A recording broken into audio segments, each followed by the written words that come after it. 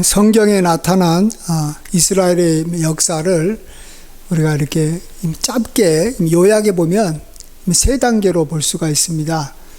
하나는 이제 가나안 땅에 와서 살게 된 아브라함 가족의 시대입니다. 아브라함, 이삭과 야곱의 시대. 그 다음에 이제 이 가나안 땅을 떠나서 애굽에서 살게 되는 시대. 그래서 애굽 시대와 또 다시 가나안에 이제 들어오려고 하는 광야 시대. 이 두 개를 합쳐서 애굽과 광야 시대라 볼 수 있고, 이제 다시 이제 가나안 땅에 들어와 가지고 사는 시대, 가나안 시대.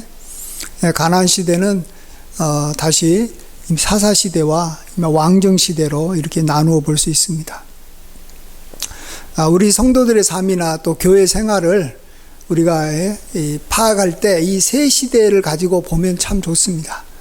어떨 때는 아브라함 가족 시대를 가지고 우리를 보면 좋고, 또 어떨 때는 이 애굽과 광야 시대를 가지고 우리를 살펴봐도 좋고, 또 어떨 때는 다시 이제 가나안으로 돌아와 가지고 우리가 살아가는 그래도 다른 시대보다는 조금 안정된 이 사사 시대나 또 왕정 시대를 가지고 우리를 돌아보면 참 좋습니다.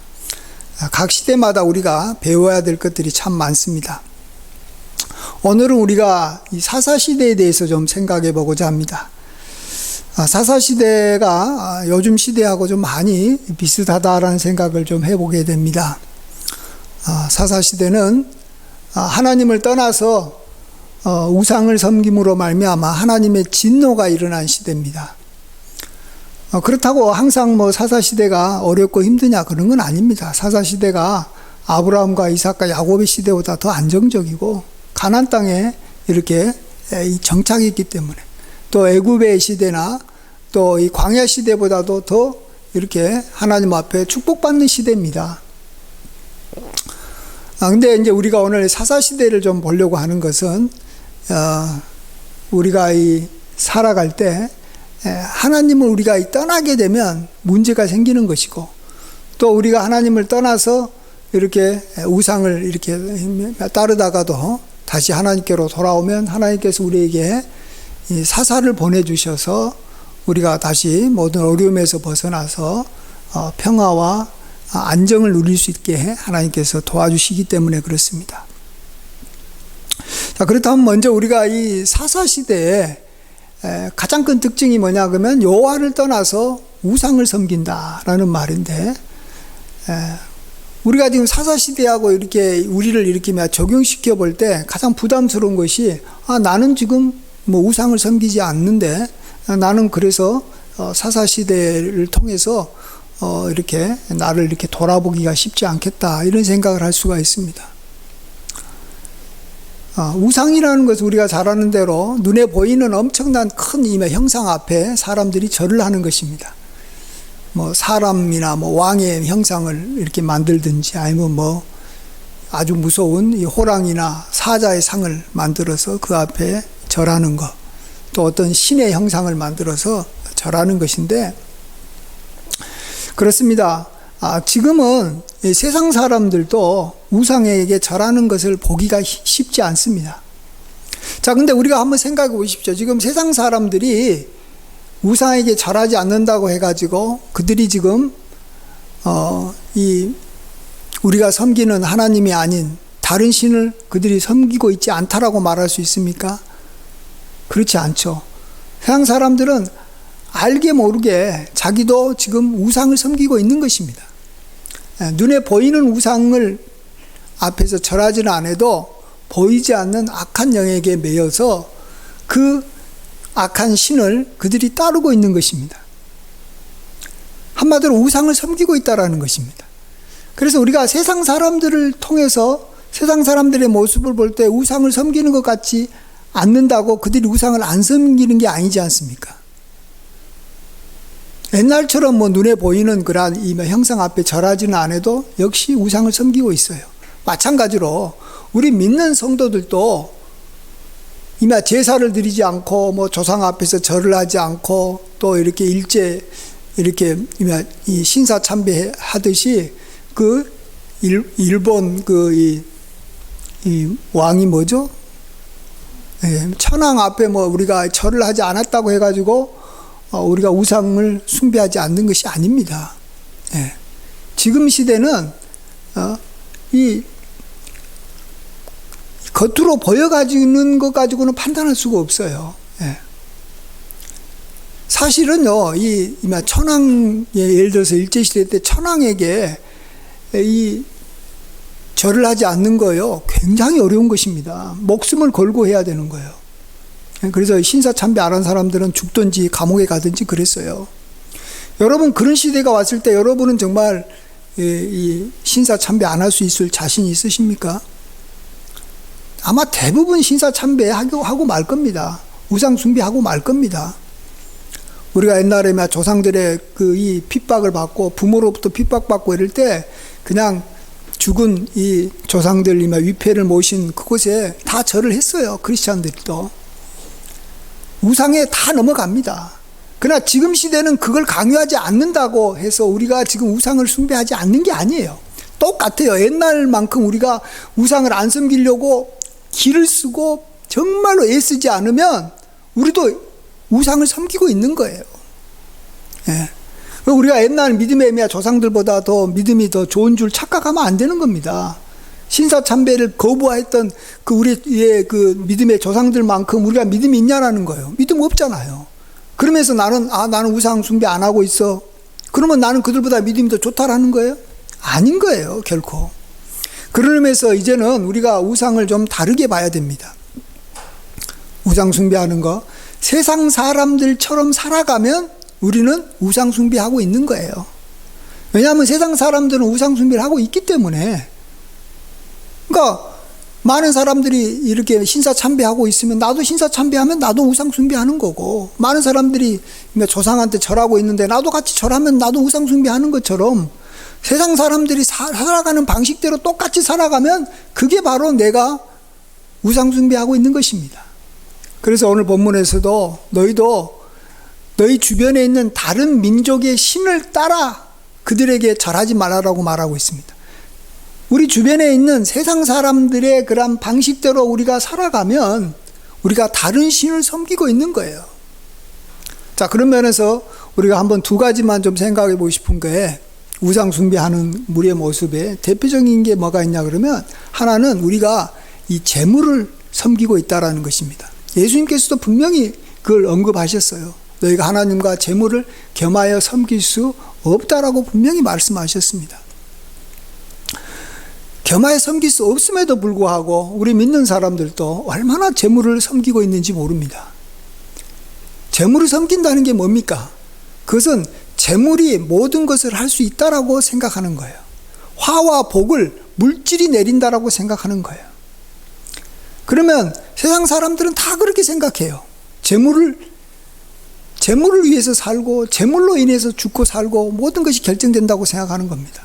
그런 사고방식을 우리 그리스도인들도 한다면 그 사람은 재물을 섬기는 것이고, 이걸 좀 심하게 이렇게 더 추구하면서 이렇게 욕심을 내면 그게 바로 탐심은 곧 우상숭배라고 분명히 성경은 말씀하고 있듯이 우리가 우상숭배하고 있는 겁니다. 그리고 욕심이 잉태한 즉 죄를 낳고 죄가 장성한 즉 사망에 이르는 것입니다. 예. 자, 그러면 우리가 우상숭배, 즉 재물을 섬기고 있지 않는다는 게 뭔지 아십니까? 그걸 알아야 됩니다. 그래야지 우리도 우상숭배에서 벗어나는 겁니다. 이것은 하나님께서 우리에게 물질을 주신다라는 믿음을 갖고 있는 것이 우상숭배, 재물을 숭배하는 데서 벗어나는 겁니다. 그래서 우리가 주기도문에서 매일 기도하는 거예요. 일용할 양식을 주십시오. 하나님은 나에게 물질을 주실 수 있는 분이십니다. 왜냐하면 이 땅에 살아가는 동안에 물질이 필요하기 때문에. 그러나 그 물질은 하나님께서 주시는 분이십니다. 이걸 우리가 고백하며 살아가는 겁니다. 세상 사람들은 그런 고백을 하지 않습니다. 하나님 앞에 물질을 달라고 하지 않습니다. 그러면서 그들은 물질을 숭배하면서 살아가는 것입니다. 우리도 하나님 앞에 내가 일용할 양식을 달라고 하지 않고 내 힘과 내 노력으로 물질을 얻어서 살아가겠다고 하면 우리는 물질에 매이게 되고 그 물질을 숭배하는 그러한 우상 숭배자가 되는 것입니다. 특별히 하나님께서는 우리에게 우리의 소유의 첫 번째 것은 또 10분의 1은 하나님의 것이라고 말씀하시면서 너희들이 하나님의 것을 도둑질하지 말고 하나님 앞에 드리면 하나님께서 하늘의 창을 열고 너희가 쌓을 곳이 없도록 하나님께서 부어주시겠다라고 분명히 약속하셨습니다. 그래서 우리 그리스도인들이 11조를 드리면서 하나님께서 쌓을 곳이 없도록 부어주시는 하나님의 그 능력을, 하나님의 그 물질의 축복을 경험해야 되는 것입니다. 이 물질의 축복을 경험하는 것이 우상 숭배를 하지 않는 것이고, 이러한 경험이 없으면 세상 사람들하고 똑같은 거기 때문에 세상 사람들이 재물을 섬기듯이 우리도 재물을 섬기고 있는 것입니다. 옛날 이스라엘 사람들도 자기들은 다 하나님 섬긴다고 생각했어요. 그러나 하나님은 너희가 지금 바알을 섬긴다라고 자꾸 이야기한 겁니다. 바알의 대표적인 게 뭐냐 하면 바알은 물질의 신이에요. 물질의 신. 그들에게 먹을 것을 주는 신이에요. 그냥 여호와는 어려울 때 도와주는 전쟁의 신이라고만 생각을 하고, 물질은 바알을 통해서 얻는다고 생각하니까 그들이 정말로 하나님 앞에 진노를 당한 것입니다. 하나님은 우리가 병들었을 때, 어려웠을 때, 전쟁할 때 우리를 도와주시는 분만이 아니에요. 하나님은 우리에게 일용할 양식을 주시는 분, 물질을 부어주시는 분이라는 걸 알고 우리가 이것을 경험하기 위해서 기도하고 또 11조를 드리더라도 하나님께서 우리에게 쌓을 것이 없도록 부어주는 것을 경험하기 위해서 11조를 드려야지, 그렇지 않고 그냥 이렇게 11조를 드린다고 해서 우리가 물질을 섬기는 데서 벗어날 수가 없는 것입니다. 물질을 채워주신 하나님을 반드시 체험해야지만이 우리가 그 하나님을 섬기는 것이지, 그 체험이 없이는, 세상 사람들도 그런 체험이 없기 때문에 물질을 섬기듯이 우리도 물질을 섬기며 우상숭배에 빠지는 것입니다. 그 다음에 두 번째로 우리가 우상숭배하고 있는 모습이 세상 사람들하고 똑같으면 우리가 우상숭배하고 있는 거예요. 그 중에 대표적인 게 뭐냐 그러면 그리스도인들이 걱정과 근심이 많다라는 거예요. 세상 사람들은 걱정, 근심할 수밖에 없는 이유가 있습니다. 왜냐하면 그들이 섬기고 있는 신이 악하기 때문에 도둑질하고 죽이고 멸망시키는 거예요. 그래서 현재 내가 뭔가를 가지고 있어도 악한 신은 반드시 그들이 뺏어갑니다. 건강을 뺏어가고, 물질을 뺏어가고, 우리의 꿈을 뺏어가고, 우리의 좋은 관계를 깨뜨리고, 우리를 미워하게 만들고, 우리가 바라는 것은 얻지 못하고, 우리가 원치 아니하는 일이 생기게 자꾸 만들어가기 때문에 세상 사람들은 기본적으로 불안할 수밖에 없는 겁니다. 걱정할 수밖에 없는 겁니다. 그건 당연한 겁니다. 근데 우리 믿는 사람은 달라요. 우리가 믿는 하나님은 어떠신 분입니까? 하나님은 온 세상을 주관하신 분인가 동시에 굉장히 좋으신 분이라는 거예요. 우리에게 생명을 주되 더 풍성히 주기를 원하는 거예요. 후이 되어 누르고 넘치도록 하나님께서 채워주기를 원하신다는 거예요. 자, 그러면 우리가 그러한 하나님을 믿고 있다면 우리는 우리의 상황이 어떠하든지 걱정하지 않는 거예요. 근심하지 않는 거예요. 두려워하지 않는 거예요. 무서워하지 않는 거예요.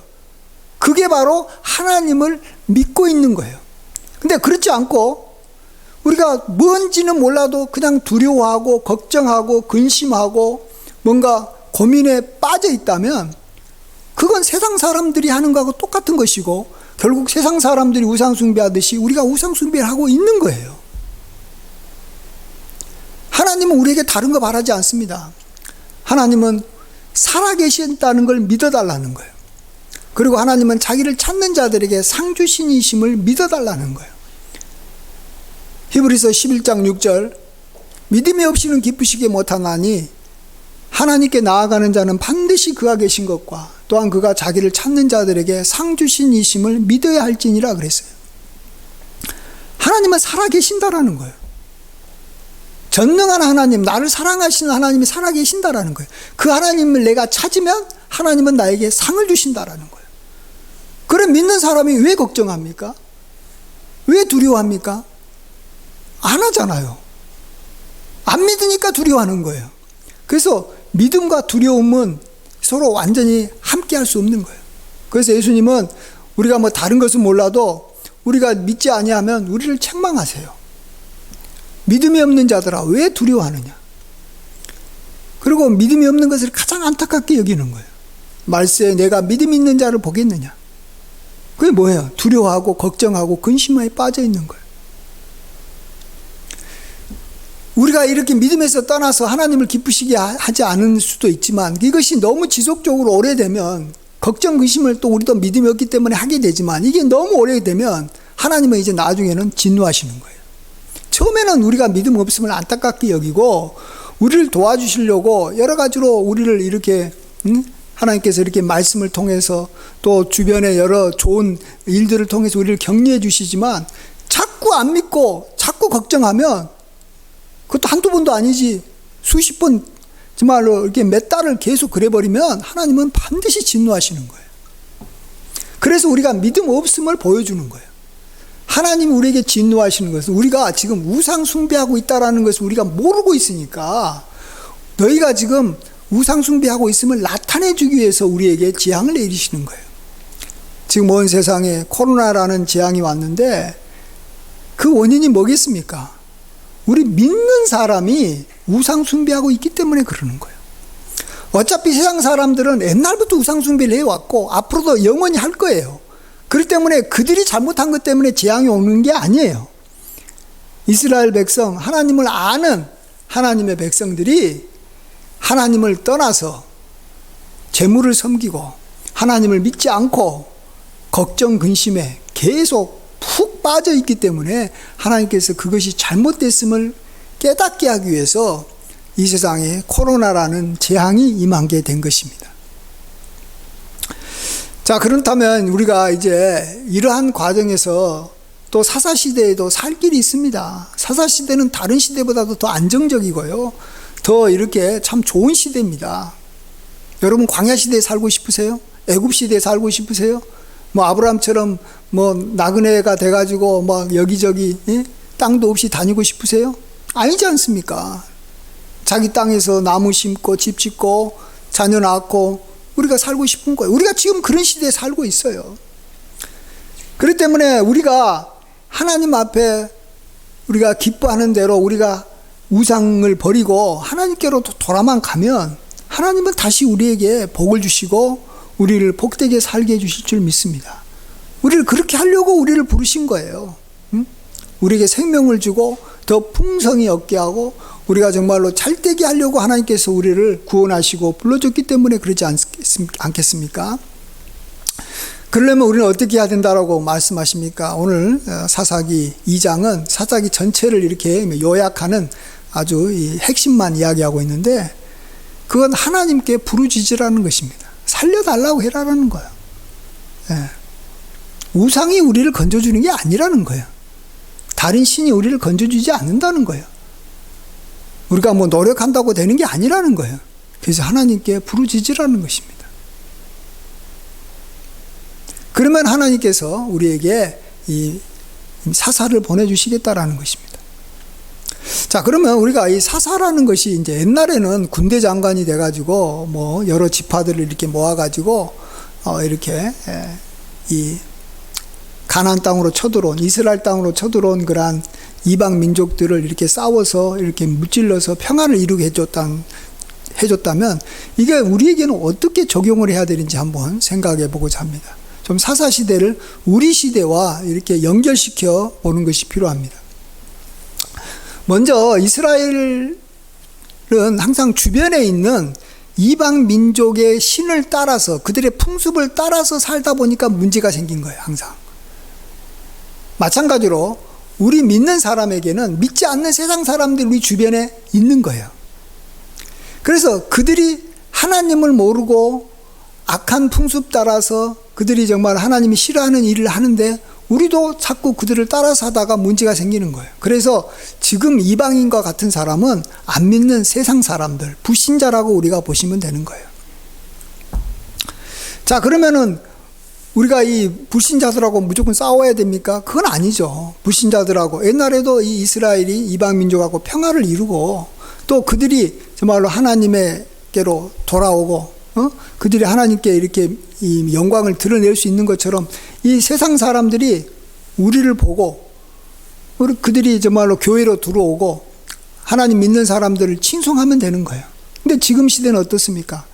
세상 사람들이 자꾸 우리 교회를 욕하고 교회를 우습게 보고 자기들이 교회 다니는 사람보다 더 의로운 줄로 착각하고 자꾸 우리를 갖다가 함부로 대합니다. 그렇기 때문에 그들은 절대 교회로 오지 않아요.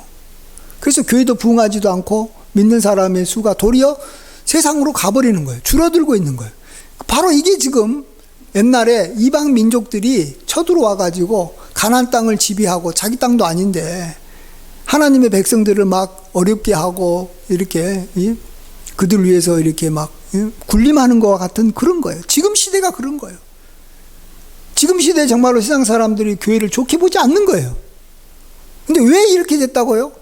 우리가 세상 사람들의 풍습을 쫓아서 우상을 숭배하고 있기 때문에 그런 거예요.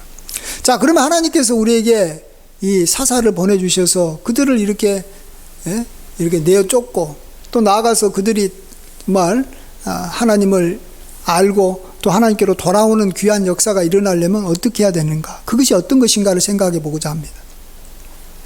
옛날 이 사사시대는 왕정시대하고 좀 비교를 해보면 좋은데, 이 사사시대는 이 각 12지파가 이제 분리돼 가지고 이렇게 각 지파의 지도자가 자기 지파를 다스리고 이렇게 지키는 시대였습니다.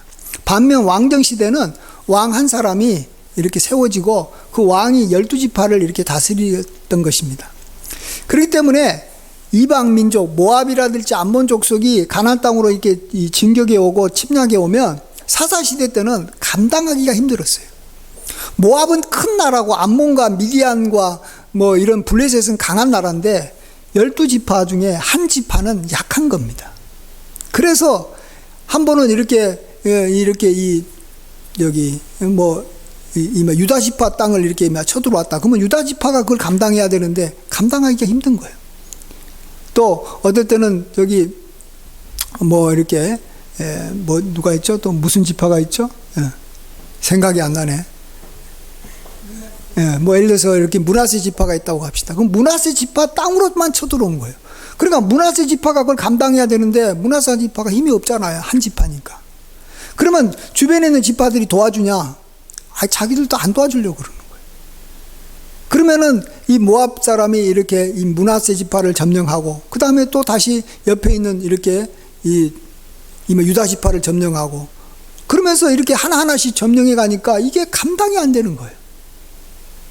반면에 왕정 시대에는 어느 한쪽으로 한 지파를 이렇게 이 공격해 와도 왕이 그동안에 군사를 이렇게 훈련시켜 가지고 자기 휘하에 군대가 있으니까 군대를 즉각적으로 보내 가지고 12지파가 한꺼번에 대항을 하다 보니까 그들을 쉽게 쫓아낼 수가 있었던 것입니다. 그래서 이스라엘 사람들은 끝까지 요구하는 게 왕을 달라라는 거였어요. 왕이 있어야지 자기를 지키니까. 그럼에도 불구하고 하나님께서는 왕을 허락하지 않으시고 내가 이스라엘의 왕이다. 내가 이스라엘의 왕. 내가 친히 다스리겠다. 그게 더 안전하다. 왕이 너희들을 다스리면 세금도 내야 되고 또 너희 아들들은 이렇게 이 군사로 끌려가 가지고 거기에서 일해야 되고 너희들의 딸들은 왕궁에 가 가지고 뭐 떡 만들고 뭐 이렇게 시중등이라고 너희들이 고생한다. 왕제도보다는 내가 이스라엘을 다스리는 그러한 직접 왕으로 다스리는 이 사사시대가 더 훨씬 좋다고 말한 겁니다. 그렇습니다. 여러분, 정말 하나님이 직접 다스리면 좋아요. 그래서 하나님은 어떻게 그들을 이렇게 다스릴 때 도와주시냐 그러면 적들이 쳐들어오면 하나님께서 이렇게 사사를 세워주시는 거예요.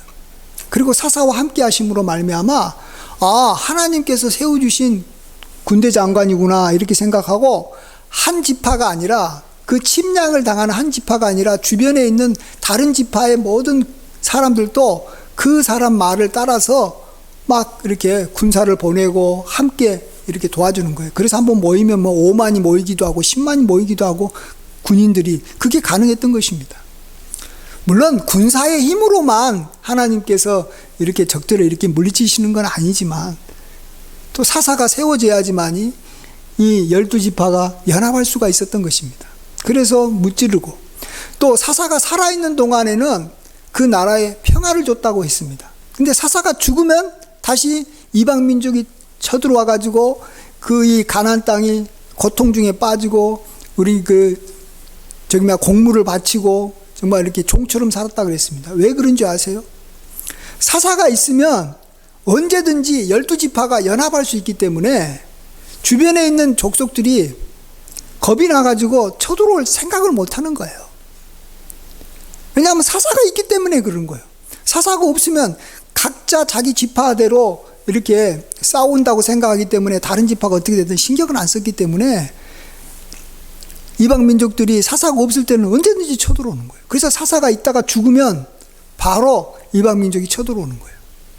그래서 이 한 지파를 공격하면 그 지파가 감당 못 하잖아요. 그 다음에 그 점령하고 또다시 옆에 있는 지파 공격하고 그러다가 온 이스라엘이 이방 민족에게 이렇게 정말 늑탈당하고 좋은 거 다 빼앗기고 어려워지는 거예요. 근데 이 사사를 세워줄 것이냐 안 세워줄 것이냐는 하나님이 우리가 우상을 버리고 부르짖으냐 안 짖으냐를 보고 하나님께서 결정하신다는 거예요. 그래서 우리는 어려울 때 하나님을 이렇게 기도해야 됩니다. 그러면 하나님께서 사사를 보내주시는 거예요. 그러면 사는 거예요. 또 사사가 있는 동안에는 주변 민족이 절대로 이렇게 침략을 안 합니다. 그래서 사사가 살고 있는 동안에 어떨 때는 40년 동안 평화가 오기도 해요. 사사가 40년 살면 40년 동안 평화롭고 사사가 10년 살다가 죽으면 10년 동안 평화로운 거예요. 자, 그러면 이제 이것을 우리에게 한번 적용을 해봤으면 좋겠어요. 자, 이걸 우리가 이건 제가 교회로만 적용을 해보겠습니다. 교회로 적용하면 우리 이 개신교는 여러 교단들이 흩어져 있습니다.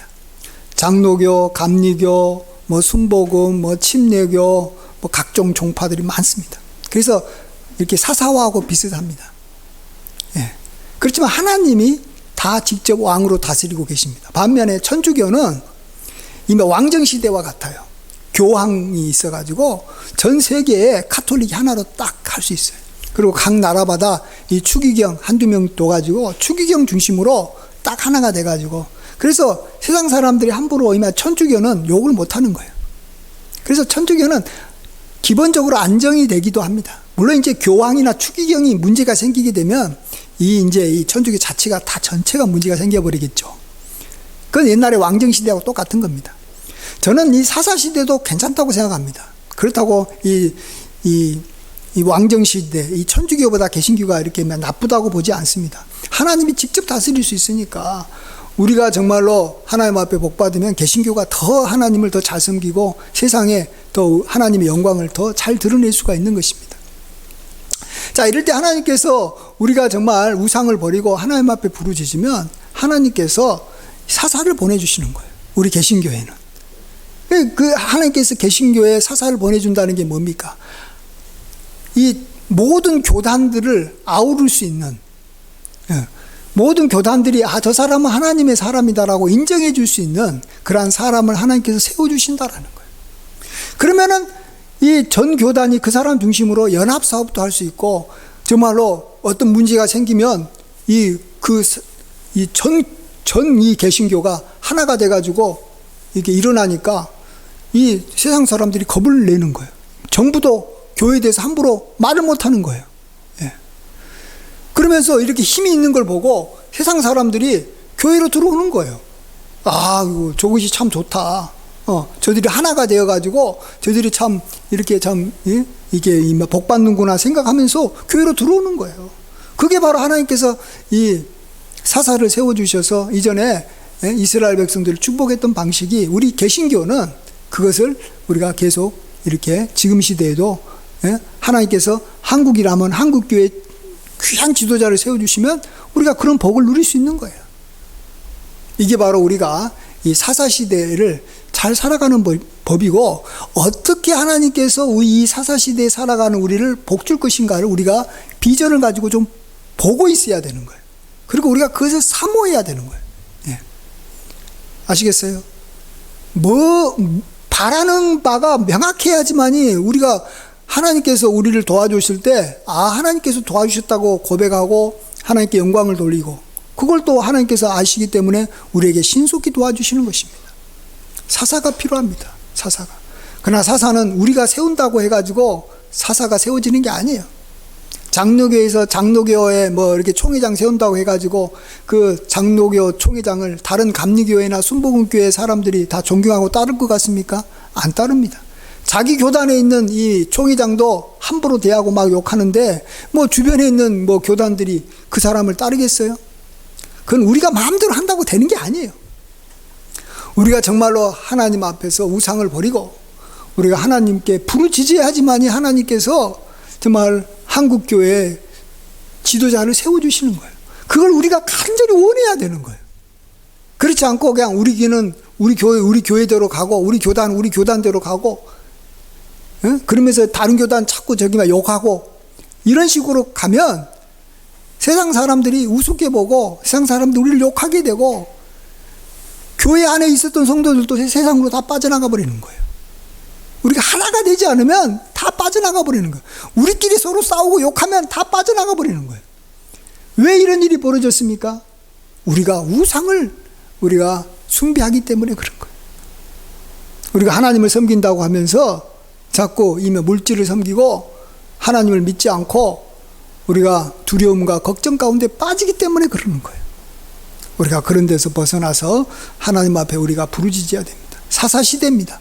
우리 개신교는 지금부터 영원히 사사시대로 사는 거예요. 그지만 이 사사시대 꼭 이렇게 나쁜 시대만은 아니에요. 광야시대보다 훨씬 더 좋고 애굽시대보다는 몇 배나 더 좋고 복된 시대입니다.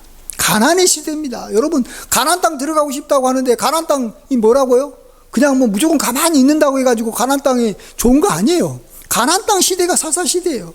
그러나 우리가 우상을 자꾸 이렇게 숭배하고 하나님을 찾지 않으면 이 가나안 땅 가장 복되다고 생각하는 이 가나안 땅이 사사시대와 같고 그 왕정시대와 같은 거예요. 왕정시대 때도 다윗과 솔로몬 정도나 이렇게 좋았지 나머지 시대는 다 힘들었잖아요. 그러니까 우리는 언제든지 하나님 붙잡아야지 사는 것이고 붙잡지 않으면 우리 환경이 아무리 좋아도 어려운 것이에요. 환경이 어렵다고 우리가 너무 낙담하지 말고 지금 코로나 시대라고 아이고 우리가 할 것이 없다고 이렇게 생각하지 말고 지금은 굉장히 좋은 시대에 살고 있는 거예요. 우리가 잘못된 것을 깨닫고 회개하고 정말 하나님께서 사사를 보내주시기를 한국 교회를 다 아우를 수 있고 나아가서 전 세계 교회를 다 이렇게 하나가 되게 할 수 있는 하나님이 함께 하시는 영적 지도자를 하나님께서 보내주시다라고 우리가 간절히 기도해야 될 줄 믿습니다. 그러면 우리가 이 어두운 사사시대에서 벗어나서 평화롭고 풍요로운 사사시대가 될 줄 믿습니다. 사사시대 항상 어둡지만 않습니다. 멋진 시대입니다. 그 멋진 시대를 우리가 맞이해서 하나님께 영광 돌리고 정말로 믿는 사람들의 수가 날로 늘어나는 귀한 복이 우리 교회와 또 우리의 가정에게 임하게 될 줄 믿습니다. 함께 기도하겠습니다. 아버지 하나님 홀로 영광 받아 주시옵소서. 주밖에는 우리에게 복이 없음을 고백합니다. 주 외에는 우리가 섬길 다른 신이 없음을 고백합니다. 우리가 세상 사람들을 쫓아서 정말로 우리가 정말 재물을 섬기는 일이 없게 하여 주시고 모든 재물을 주시는 분이 하나님이심을 고백하며 하나님으로부터 풍성한 재물을 받아 살아가는 정말 하나님의 백성이 되게 하여 주시옵소서. 세상 걱정 근심하지 말고 하나님을 믿고 하나님을 찾는 자들에게 상 주시고 하나님을 찾으면 사사를 보내주셔서 우리 한국교회가 하나가 되게 해주실 줄 믿습니다. 아버지 하나님 주님께서 복 내려주실 줄 믿습니다. 모든 재앙이 물러나고 정말로 세상 사람들도 교회를 이렇게 좋아하고 칭송하고 다시금 교회로 다시 이렇게 몰려들어 교회가 부흥할 날이 올 줄 믿습니다. 그날을 소망합니다. 주여 역사하여 주시옵소서. 존귀하신 예수님의 귀하신 이름으로 감사하며 기도하옵나이다. 아멘.